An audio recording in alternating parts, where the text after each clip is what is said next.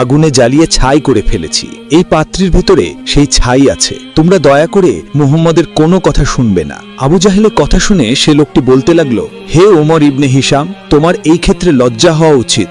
সাপটি কথা বলতে পারত কিনা আমি জানি না, কিন্তু তুমি একটি অবলা প্রাণীর উপর অত্যাচার করেছো, নৃশংসভাবে তাকে আগুনে পুড়িয়ে তুমি ছাই বানিয়ে ফেলেছো, আবার এত বড় বড় কথা বলছো। অবশ্যই তোমার এই ক্ষেত্রে লজ্জা হওয়া উচিত। তুমি মুহাম্মদের কাছে যাও এবং তাকে গিয়ে জিজ্ঞাসা করো সে আসলেই এই সাপটিকে তোমার কাছে পাঠিয়েছিল কিনা। আবু জাহেল তার কথার উত্তর দিল, আচ্ছা ঠিক আছে, কালকে সকালেই আমি মুহাম্মদের সাথে দেখা করব। এরপর আবু জাহেল নবী করিম সাল্লাল্লাহু আলাইহি ওয়াসাল্লামের কাছে যায়। তার আশেপাশের লোকজনের অনেক ভিড় ছিল।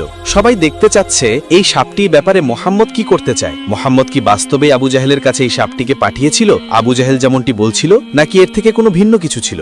আবু জাহেল সবার সামনে দাঁড়িয়ে আছে। আবু জাহেলের সামনে দাঁড়িয়ে আছে নবী করিম সাল্লাল্লাহু আলাইহি ওয়াসাল্লাম, তার পেছনে দাঁড়িয়ে আছে কিছু সংখ্যক সাহাবী। আবু জাহেল তখন জিজ্ঞাসা করলো, হে মুহাম্মদ, বলো তো আমার হাতে কি রয়েছে। নবী করিম সাল্লাল্লাহু আলাইহি ওয়াসাল্লাম বলছেন, হে ওমর ইবনে হিশাম, আপনার হাতে তো একটি পিতলের পাত্র রয়েছে যা লাল কাপড় দিয়ে ঢাকা রয়েছে, কিন্তু এর ভিতরে কি রয়েছে আমি সেটা জানি না। তখন আবু জাহেল হেসে দিল এবং বলতে লাগলো, হে লোক সকল, সবাই দেখো, মুহাম্মদ অনেক সময় ভবিষ্যৎবাণী করে, ভবিষ্যতে এটা হবে, ভবিষ্যতে ওইটা হবে, কিন্তু তার চোখের সামনে থাকা পাত্রটির মাঝে কি রয়েছে সে এইটা বলতে পারে না। তাহলে সে কিসের নবী? আবু জাহেলের কথার প্রতি উত্তরে নবী করিম সাল্লাল্লাহু আলাইহি ওয়াসাল্লাম বলে উঠলেন, হে ওমর ইবনে হিশাম, আমি কোনো ভবিষ্যৎ বক্তা নই বা আগামীকালের বিষয়ে আমি কোনো জ্ঞান রাখি না। আল্লাহর পক্ষ থেকে আমাকে যা জানানো হয় আমি সেটাই আপনাদের মাঝে ব্যক্ত করি। আমি তার থেকে কিছু কমায়ও না, কিছু বাড়ায়ও না এবং নিজে থেকে কিছু বলি না। তখন আবু জাহেল আরো অট্টহাসি দিতে লাগলো এবং বলল, হে মুহাম্মদ, তুমি আমাদের মৃত্যুর পরের কথা বলো। মৃত্যুর পরে আমাদের নাকি জাহান্নামে যেতে হবে,